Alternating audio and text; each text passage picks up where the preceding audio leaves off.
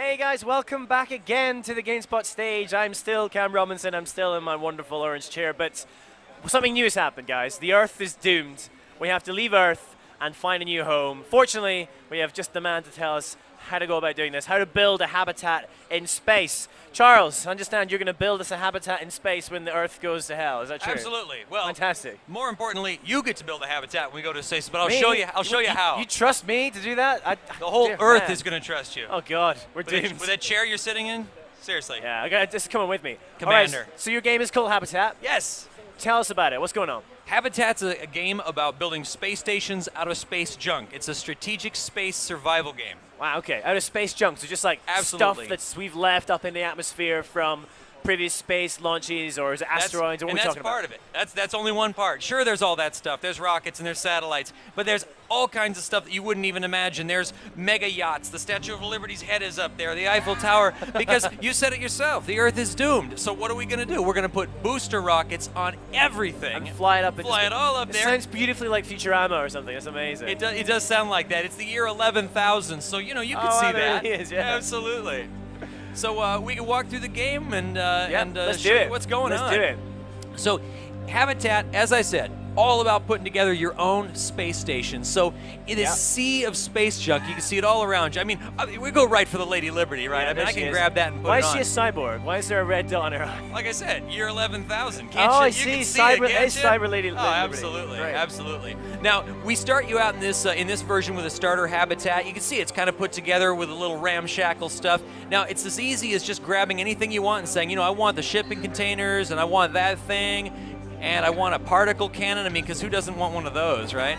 And you have your full option. You can turn stuff around, set it up any way you want to. And your engineers, they're taking care of it for you all at once. Check it out. Oh, yeah. These guys are working hard. You've got Minicam up in the right-hand corner so you can see what they see. It's especially cool when they go twisting and flying off like crazy space knots.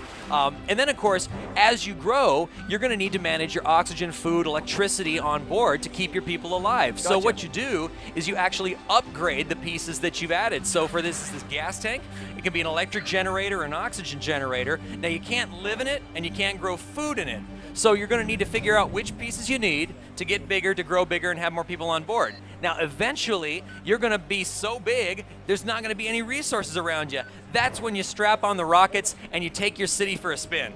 You actually fly using rocket physics. Now you can see with only 2 rockets on board, I've kind of made like a design error here. Clearly it's only going to be able to, it's only going to be able to What go. are you doing, man? Survival in space isn't easy. You just killed mankind's last I hope. like to think of it as bastion. I like to think of it as avoiding hitting the Statue of Liberty's head. Thank you very much. Now, flying around is dangerous in space, but it's not the only issue. You're not the only habitat out there. I mean, there's enemy habitats that are going to be coming to get your resources. Now I see why you want that plasma cannon. Exactly. Yeah. Not that we're going to get a chance to use that now. But over here, here's a great example of what you can do. You can build as many habitats as you want. Some can be strictly for offensive use. This is my favorite. This is called the Ripper. It's just a big old grappling hook and 2 big rockets. So I just snagged that whole enemy habitat. Now I'm going to play fire and forget. It's going to fire both those rockets. We're going to go straight forward. We're going to grab that enemy habitat, yank him in half, and smash him into this guy's yacht. There we go. That was a bit of a suicide mission, though, right? Well, it was, and this rocket is not stopping either. I think it's gonna go right into the orbital boundary. It's gonna burn up in orbit. So what happens if you go too close? Do you get sucked down into Earth's gravity? You sure do, and it doesn't matter. Whether it's an engineer, your habitat, the Eiffel Tower. If it falls into the atmosphere, it burns up. That's game over for that piece of space junk. So you're building, you're upgrading, you're flying, you're fighting the craziest creations that you can make. I mean, that's what we're encouraging in Habitat. Okay. So it's all about making just like ridiculous bases and trying to survive. So what's the difficulty like? I mean, that looked pretty. Like you willfully destroyed your beautiful thing, and then you also had this massive gun that you created. Exactly. So how difficult is it? The way to think about Habitat's difficulty is we want you to build something that you care about, something that will survive, and as you see, it's a little tough to survive. As you upgrade, you'll be able to buff up your habitat so that you will be able to survive. You're going to be dealing with threats from the exterior, like the bad guys and the nanomachines that are eating Earth. coming up and trying to attack Oh, you. so that's what happened. Nanomachines. That's right. It's a nanomachine plague, and they'll come up and they'll try to attack you as well. And then the internal difficulties are going to be the fact that your citizens aren't very good at living in space. They're going to continuously set fires. They're going to press the airlock eject button because they thought it was the flush on the space toilet. You're going to have to deal with crises on board your station. The difficulty is going to be that mix between the external craziness and the internal kind of almost like the FTL kind of what's going on inside your station. Okay.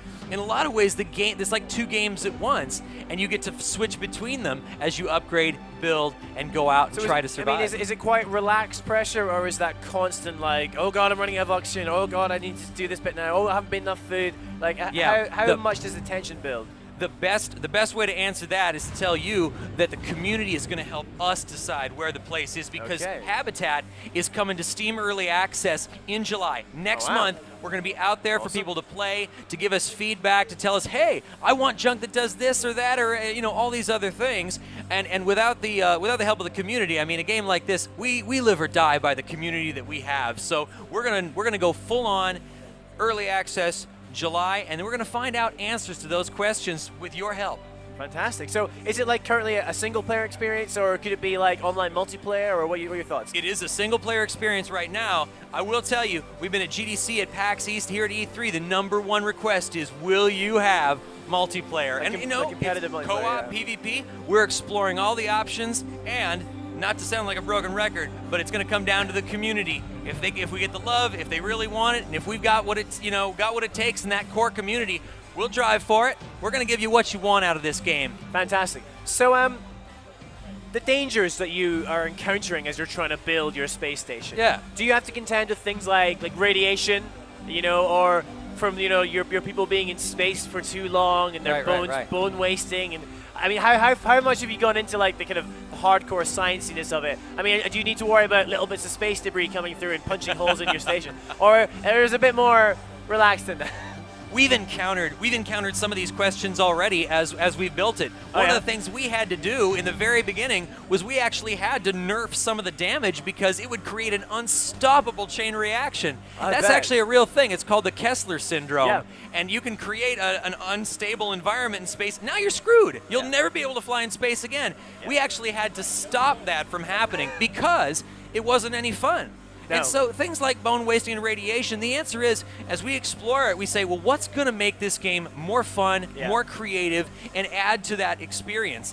And if it is fun and it is creative, it's a candidate for going in. If we discover it's not fun and the folks don't like it, well, it's a game. Get it out of there. Well, seeing as it's all about the reaction to the community, if you're watching at home and you have any questions for Christopher, then you should tweet at me right now at CamFrazRob. That's at CamFrazRob. It's like my name split into 3 bits. Anyway, but tweet there, and then those questions I will throw at Christopher, because he obviously wants your feedback. Because you could, right now could decide the direction of Habitat, right? Yeah, whatever the first tweet that's says. what we stand by. I mean, if you request something in the game in the next tweet, I can guarantee it'll go in the game. All right, so let's do that. He just guaranteed it. I just guaranteed it. Yeah. I'm gonna fly my little so ship let's around. just show a bit more of the gameplay off here. Absolutely. Well, right now I'm trying to get this thing to not hit the nuclear missile, and I totally failed. Why is there a nuclear missile in space? Yeah, well, like I say, people are asking, well, what's the Statue of Liberty doing in orbit? And I'm like, well, why wouldn't it be there? Will, we have our first question. Sure. Are you ready? Are you ready? I am. So Stuart Hopkins says, could I expand habitats outside our solar system? ? How big is the universe? How big is your gameplay universe? So in its current version, Habitat is really focused on Earth orbit, and we have several different orbits that we plan to work in. So one is your sort of your close in Earth orbit, and then we're going to go all the way out to what's called the graveyard orbit, where everything is sort of dead. For us, that's almost like, it's going to be like an alien graveyard experience. You're going to find very strange stuff out there. Now, we're trying to keep Earth sort of central to the plot of the game, and so right now I can tell you it'll be an experience that'll start from Earth and go significantly out past into orbit. Could we go to other planets? Well, I guess we'll have to find out. But right, for right. now, we Good- want to good keep question. Earth part of that experience. Good first question. So Habitat was kickstarted, is that right? That's right. Yeah, we tell had me a about that Kickstarter. process. How was that for you guys? It was incredible. Kickstarter, we did a 30-day Kickstarter starting April 2nd. We felt it would be a pretty bad idea to start a Kickstarter on April Fool's Day. Yeah. Probably not a good Yeah, idea. yeah. So we waited one day and then we fired it off. Now we went for 30 days. We set a target of $50,000. We got such a great response from the community. We raised $64,000. We were so grateful, and we continue to be grateful that we have the money to survive and build this game and get to early access. One of the things that my mentors told me as we got the Kickstarter process started is stop development on your game. Seriously, it is a full-time job to run a Kickstarter, and they were dead right. They were so right, because every day it was Twitch streaming and talking to the press and sharing the love and the excitement.